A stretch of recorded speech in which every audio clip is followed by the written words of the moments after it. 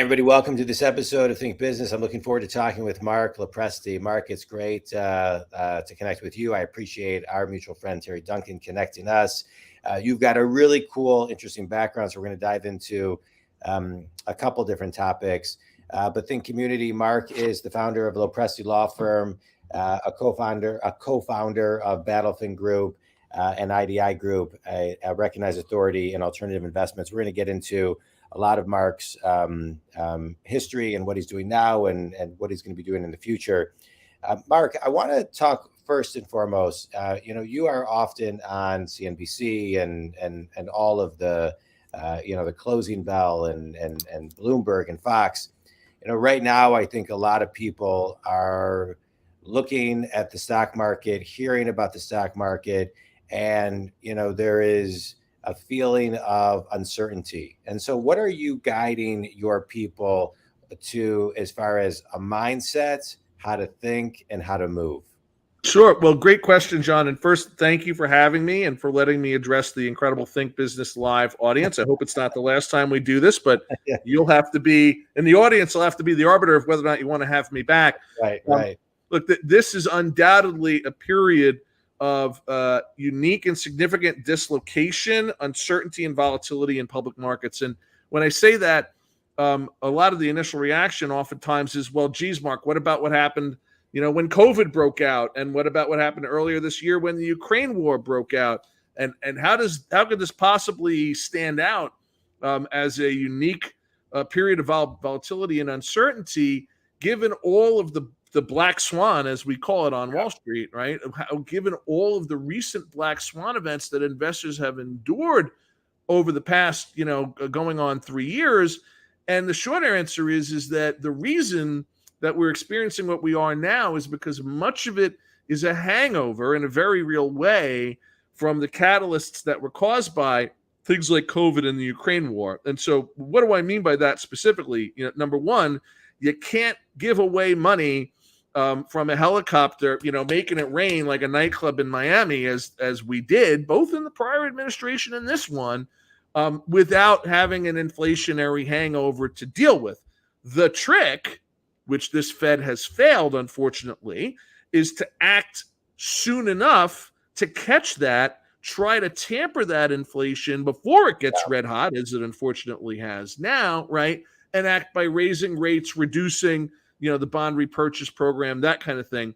And of course, look, the Ukraine war only exacerbated conditions that were initially catalyzed by COVID. I'm talking, of course, about supply chain and energy, right? So unfortunately, you have a crap show of exogenous factors that are making it really, really hard for the Fed, and can't fight the Fed in a situation like this, for the Fed and investors to navigate these markets. And, that's what we try to do.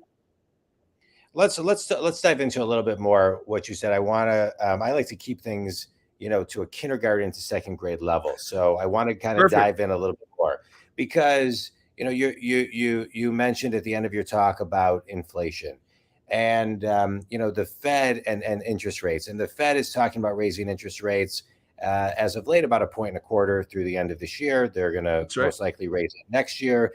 There's Scudder talking that maybe mid next year they'll start to come down, but that I think is just kind of hearsay. And then you have Biden saying, right, I agree. And then you have Biden saying on I think it was 60 Minutes, we're in or going to be in a very slight temporary recession. So let's just get to kindergarten level for a minute, because I think a lot of people may be confused on exactly what inflation is and how it is caused, and exactly what defines a recession. Sure. Well, that was on my friend Jake Tapper's show Tuesday night of last week or Monday night of last week.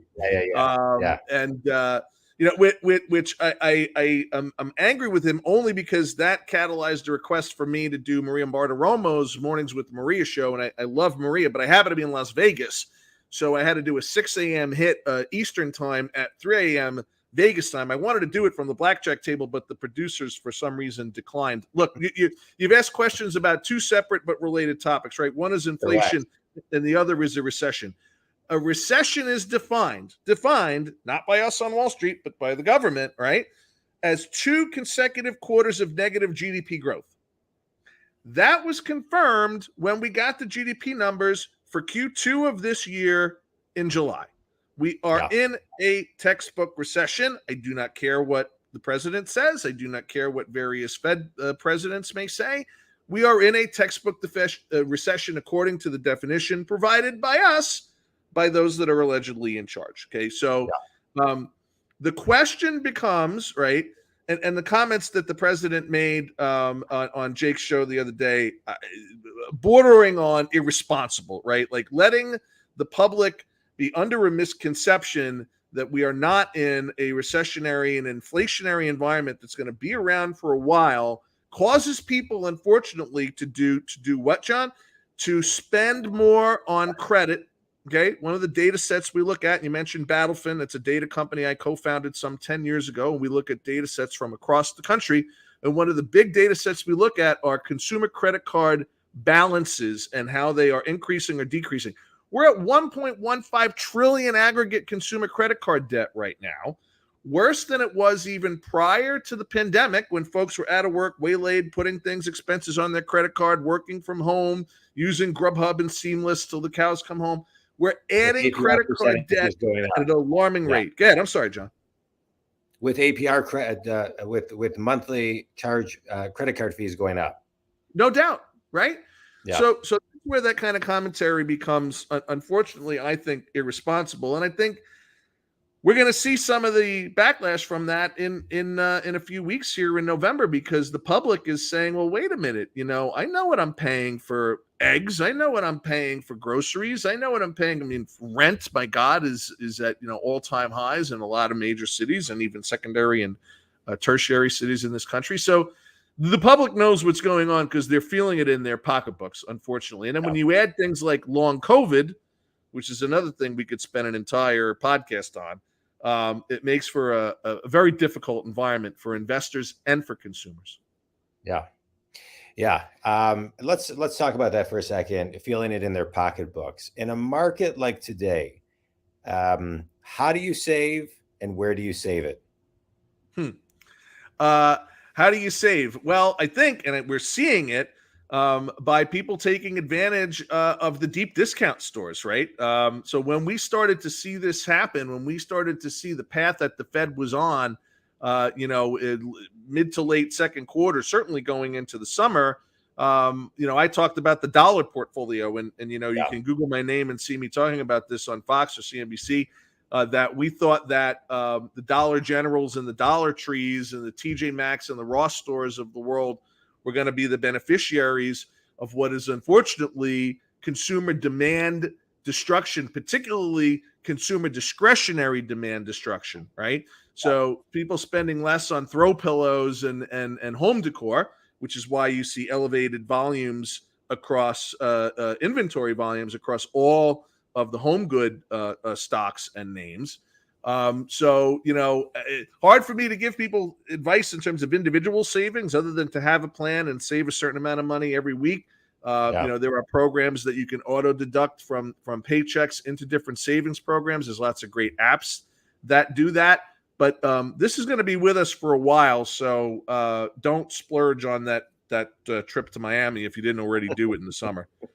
Define a while. What do you think? Where do you think will be, when are we going to kind of come up from air? Because I don't even think we haven't even really gone in yet. So what does December 2023 look like for us?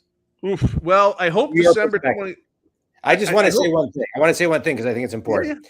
Yeah. Good. We're recording this in October 2022, but things could change one day from now, 30 days from now. So if you're listening to this outside of that date, I just want to make that footnote. So, but as we sit today, what is your thought, your forecast of end of next year?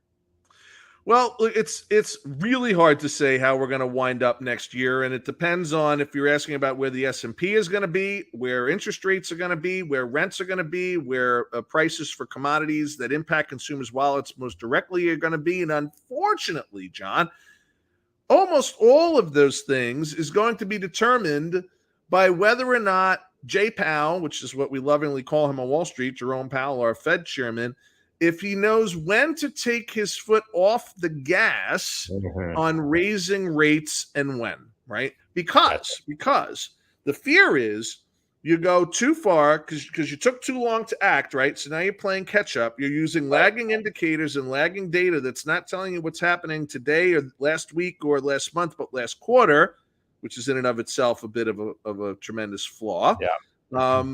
But if he goes too far, what happens is you raise interest rates too much, right? You get ahead of your skis, as we say. You drive hiring costs so high, right? Because as interest rates go up, it impacts employers and corporations. It costs more money to borrow, more money to make things, more money to hire people. Employment is impacted negatively. This Fed, by the way, has said they know that. They don't care. They know there's going to be labor market pain and that the labor market's too good. I'm sure the average person's happy to hear that. So look, if the Fed is able, call it by the second quarter, midway through the year next year, to take an honest look at where we've come, looking at things like CPI and CPE and all of these metrics that determine not only what things cost for consumers, but what things cost for businesses, because businesses pass those costs on to consumers, of course, and understands when to start to take that foot off the gas to become more dovish, as we say on Wall Street, right? It's hawkish versus dovish, raising rates as a hawk, lowering them as a dove. We love these animal references, bears and bulls. If the Fed is smart about looking at where we are in the economy and employment, the cost of goods, of what it takes to put food on the table, and of course gasoline prices, but the Fed doesn't control gas prices, notwithstanding that misconception, then we could see things start to turn around the middle of the third quarter of next year. Okay.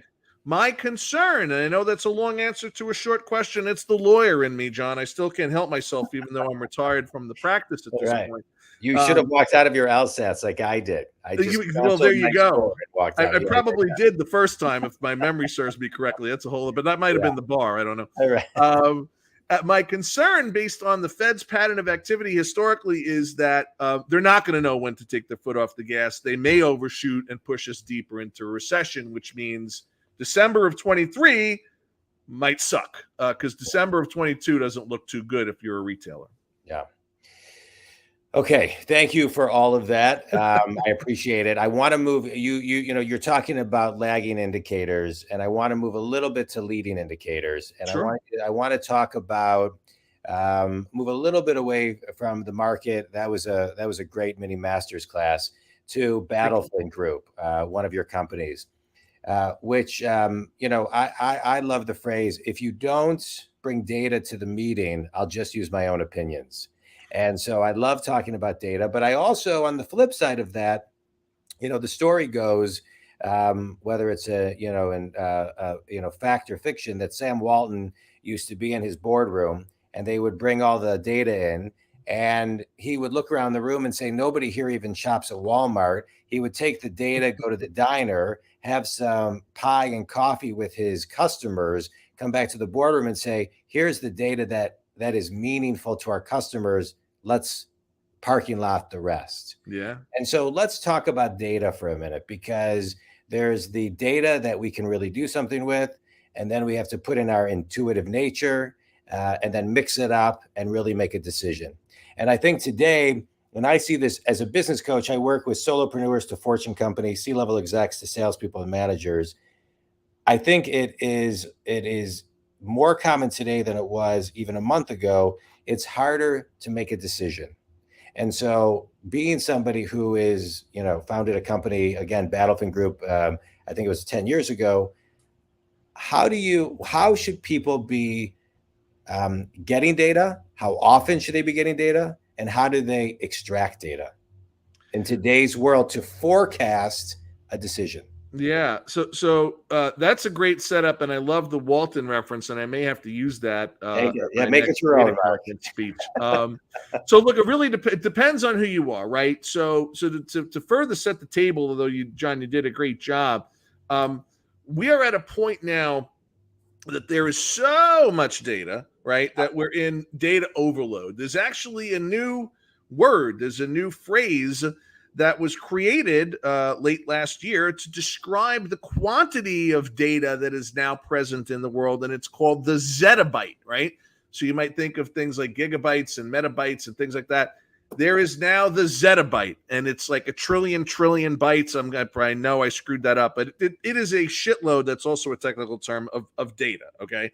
We are creating it at such an unprecedented pace through, of course, our smartphones, right? Every time we use an app or open our phones, we're generating data, whether it's location data, whether it's what we're buying, who we're interacting with, what we're consuming in social media that's telling advertisings and corporations so much about us, or the proliferation of data through IoT, right? Internet of Things, or what I refer to as IOE, which is Internet now of everything, right? Yeah. So everything from our refrigerators to our toasters to our coffee pots are all internet connected and sending a ping, sending a signal. All of us that have Wi-Fi in our homes, that Wi-Fi router is sending a signal. It's pinging home base, ET phone home, right? And that's generating data. So we are generating data and will continue to do so at such a ridiculous and unprecedented rate that if you don't include data in the conversation, you're completely missing out, right? It's also a reason, by the way, talking about the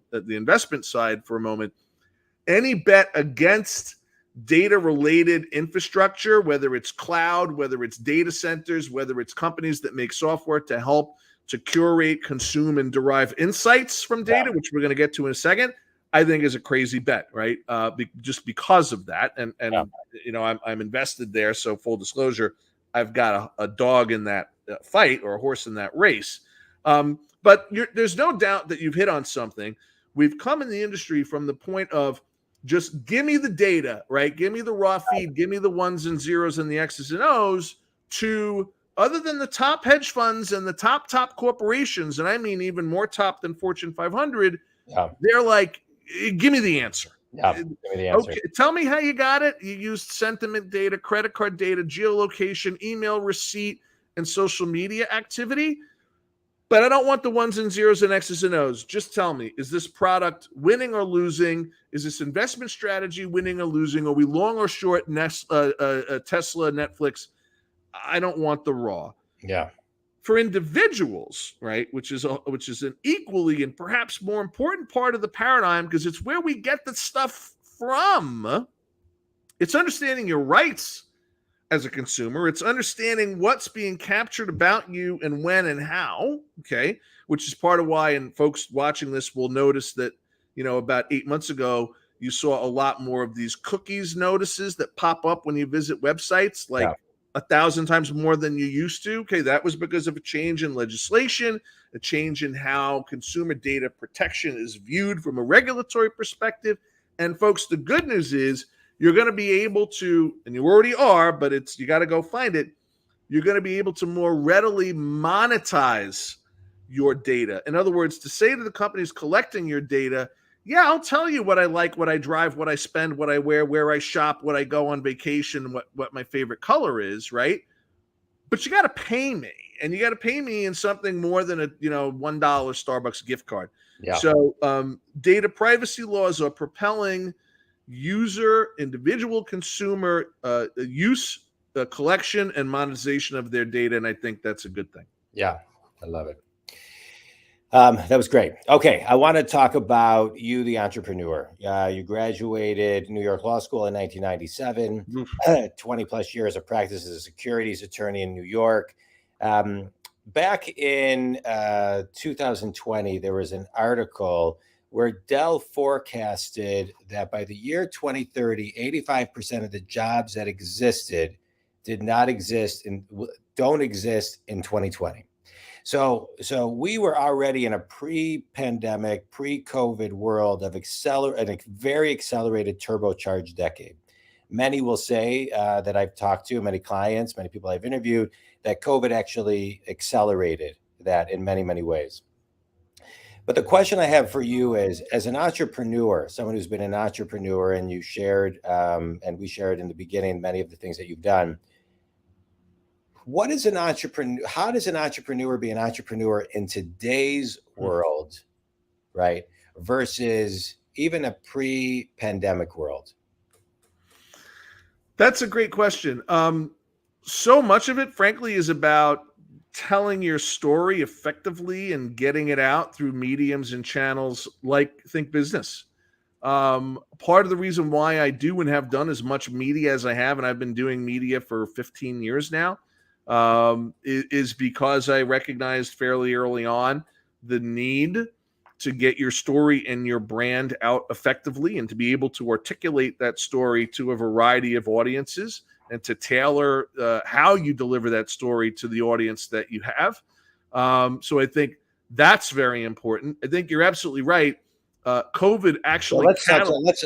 I want to pause on that for a second, because I'm so glad you said that. I feel exactly the same way. The power of story. That's how people learn. Today we're in a world where people don't really read. They skim. They read the captions on videos as they watch them silently more than they actually listen to them. Yeah. And I remember I double majored in journalism and economics in college. And I remember that this was now 27 years ago, learning that the average person read a newspaper for 8 minutes a day. So that was 27 years ago. They read the title, the first paragraph, and the last paragraph. And today people are just skimming. There was an article, as you're talking about the power of storytelling.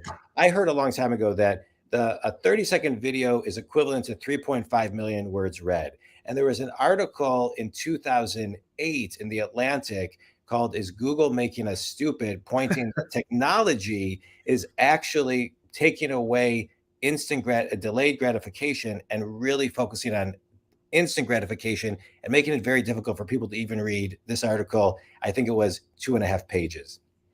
So when I hear someone talk about story, people learn very quickly from story.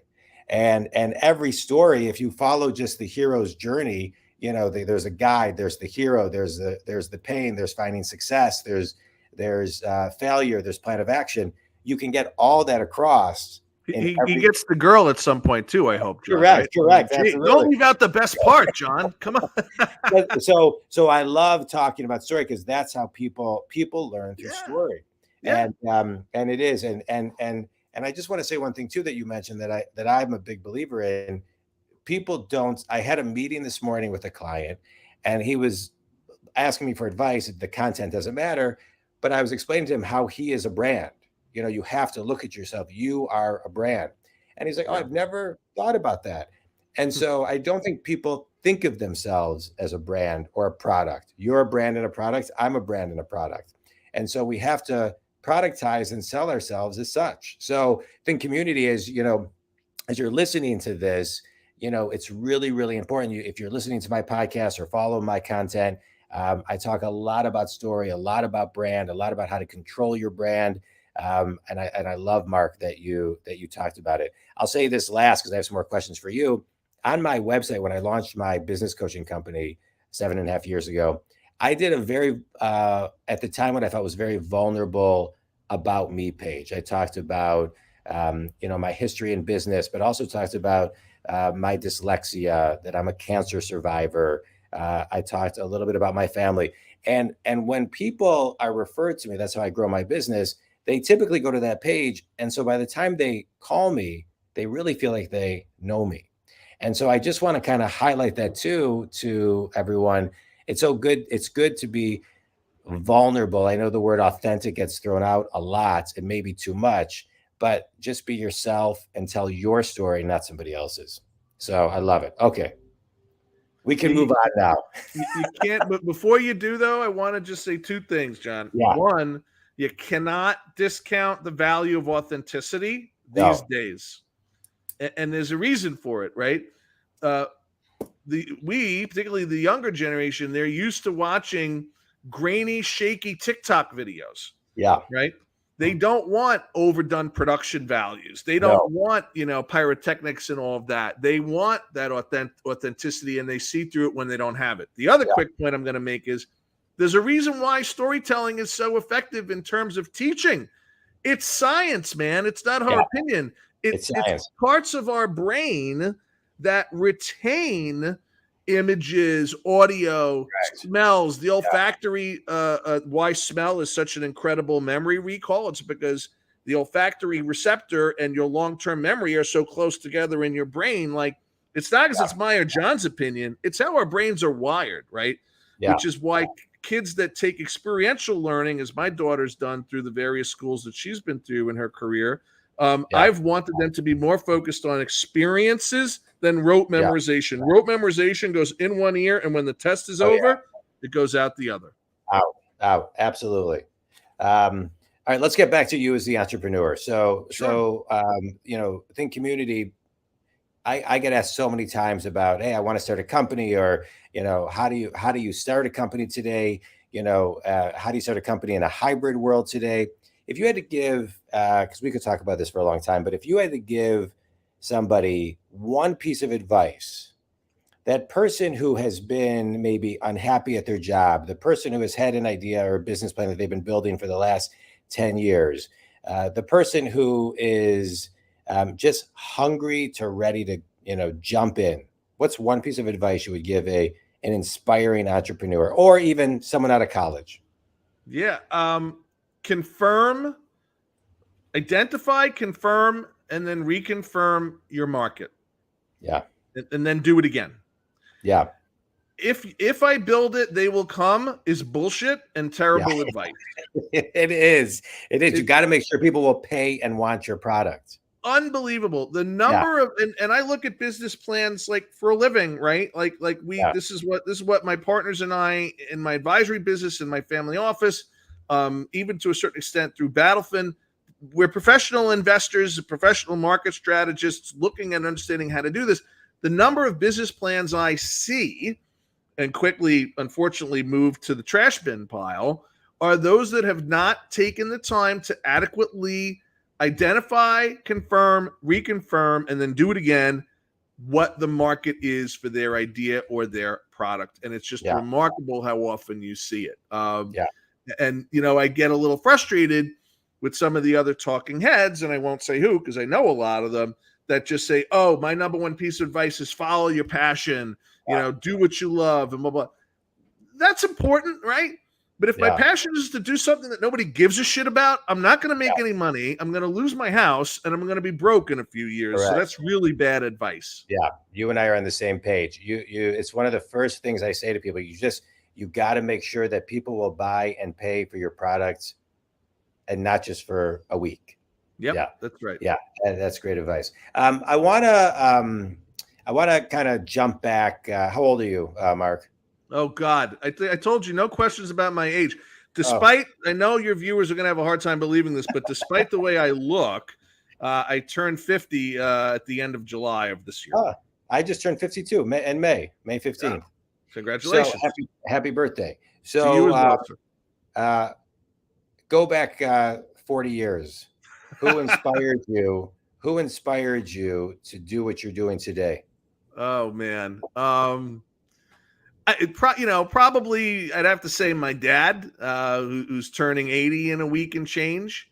Also a lawyer, but in every sense an entrepreneur. Never worked at big law. Never worked for anybody but himself.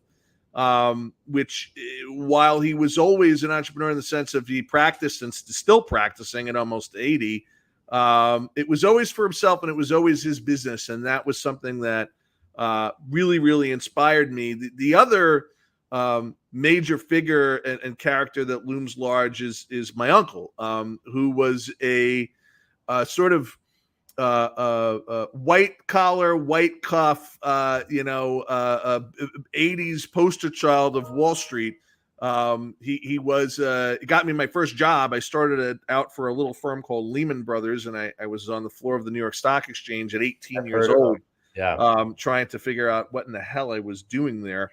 But he was a titan of Wall Street and a deal maker and a capital markets expert, and ran institutional sales and trading for Lehman before leaving to go, unfortunately, to a firm called Cantor Fitzgerald, and unfortunately only because he was running the desk on the 101st floor of the Tower 2 on September 11th. So we lost him and 1,000 of his employees, coworkers that day. Hey, But those would have to be so sorry. the two. Well, we remember by continuing to make folks that we lost relevant in our lives, and I'm always happy to find the opportunity to give props to him and to my dad, who's still with us, much to my mom's dismay. I'm joking, of course, but yeah, those would have to be the two. Okay. By the way, you didn't tell me we were going to get to the personal. What was the way that you described it? The vulnerable part of the about me section. But no, I didn't know. I don't know where I'm going to go. I don't prepare any questions, so I don't know where I'm going to go until I get there. Love it. But I love that you brought the energy of your dad and your uncle into this. What's a piece of advice that either one of them or both of them gave you that you carry with you today? Oh man, most of my uncle's advice I can't repeat directly because there's a lot of expletives involved. Yeah. I mean, this was sort of the end of the golden age of Wall Street when we still traded in fractions, and I can sort of picture him smoking a cigar, with his feet up on the trading desk with seas of paper around us. Don't take shit from anybody is probably one of the best pieces of advice that he gave. And my dad, I can't put it into an anecdote, but the number one thing that he stressed and valued was education, right? I mean, and he even said to me, because I was on Wall Street before law school, then came back to Wall Street as a lawyer, and since retiring from law, he said, look, get the law degree. You don't have to practice. You can come right back and be a sales trader, an institutional equity trader, whatever you want to do. Wow. Of course, I did practice because I realized the value of having those two arrows in my quiver, being a capital markets guy and having a law degree, but the value of education and never stop learning, right? And it doesn't necessarily mean that you have to go through a PhD, MBA, et cetera, et cetera. That's not for everybody, and I get that. But never stop learning. I like to find something that is of a new subject matter to really dive into and get as expert as possible in that subject. And I try to do that once a year just to continue to grow intellectually. Brain. Have you watched the TED Talk, The Power of Wonder by Jeff Perkins, the founder and CEO of Priceline? It was a while back, but yes. It's great rewatching it. He does something called info sponging, where he spends 15 minutes a day doing research on things outside of his business, so he understands the ripple effect. It's a Think Community. It's a great TED Talk. If you have not listened to it, and if you have, you may want to listen or watch it again. All right, Jeff, Mark, a quick speed round. Jeff Perkins was the guy's name. Mark, quick speed round. In the energy of never stop learning, what's a book that's had the biggest impact on you? Principles, probably. Dalio. It's great. Yep. Yeah. I mean, if anybody needs a book that takes a year to read, buy that book. It is classic. It is a great book, and it's every business person should have it. It still amazes me how many people don't know who he is, but he's one of the top hedge fund guys, top 100, I think, in the world. Better than that. His book, and his book Principles is outstanding. Last question for you, Mark. One thing that everybody needs to learn more of when it comes to understanding the market is? Don't fight the Fed. I mean, I know it sounds somewhat cliche right now and certainly overstated, but it seems like a lesson that investors still need to learn and relearn. It should only be something you need to learn once, like a kid touching a hot stove. You generally don't do it a second time. But investors seem to need to be reminded of that. And the other one I'll say, and I'm going to do two. I know you said one, but I'm going to do two. Where's yours? History repeats itself. And I'll give you a very good example of one of the reasons why we are actually somewhat bullish going into the end of the year. We are in a midterm election year. I know we mentioned politics earlier. I'll bring it back just for a moment. The S&P has had a positive reaction to midterm elections 100% of the time since 1946, and 12% increase to the S&P 100% of the time when the Republicans have retaken the House after midterm elections since 1946. That's just science, folks. Those are statistics, right? So things like that, macro themes tend to repeat themselves, perhaps not to the same degree, perhaps not to the same impression, if you will. But if we don't believe that history repeats itself, then we're doomed to repeat the mistakes of the past. I think that was Churchill or Aristotle or hell, I don't know, John. I'm out of quotes at this point in the interview. It's all right. It's all right. Marc, I appreciate your time and your insights. Think Community. Thank you. You know, as you all know, I'm a business coach. I work with successful people who are stuck. I get them unstuck.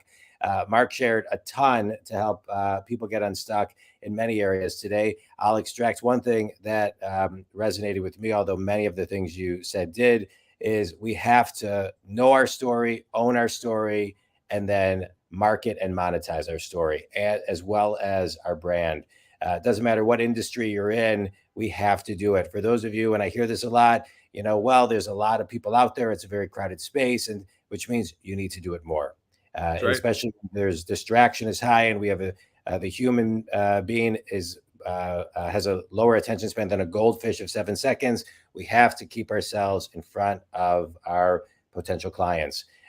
Marc, thank you for being on Think Business. I really, really appreciate your time. Tell people how they can connect with you and learn more. My Twitter handle is MXLESQ. My Instagram, I believe, is MXLoPresti, LOPRESTI. But most of the business stuff is on Twitter, unless you want to see vacation pics on Instagram, which you're welcome to come see. But those are the two primary ways. And I speak at 4 to 6 conferences a month.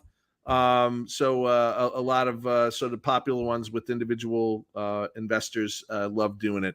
But John, thank you for having me on. I hope we'll do it again sometime. No, 100%. We absolutely will. Marc, thank you. Think Community, thank you. Marc, appreciate all your time. Thanks so much. My pleasure, sir.